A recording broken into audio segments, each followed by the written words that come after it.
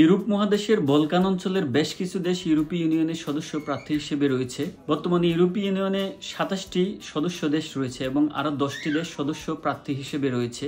অনেকের মনে প্রশ্ন রয়েছে পরবর্তী কোন দেশটি হবে ইউরোপীয় ইউনিয়নের সদস্য। সেই দৌড়ে 10টি দেশের মধ্যে মন্টেনেগ্রো এবং সার্বিয়া এগিয়ে রয়েছে। যে 10টি দেশ সদস্য প্রার্থী রয়েছে তাদের মধ্যে অন্যতম হল Albania, North Macedonia, Montenegro, Serbia, Turkey, Ukraine, Moldova, Bosnia, Georgia ও কসোভো। এই 10টি দেশের মধ্যে সবচেয়ে এগিয়ে রয়েছে মন্টেনেগ্রো এবং সার্বিয়া। পরবর্তীতে যদি কোনো দেশ ইউরোপীয় ইউনিয়নে অন্তর্ভুক্ত হয় তাহলে এই দুটি দেশ হবে।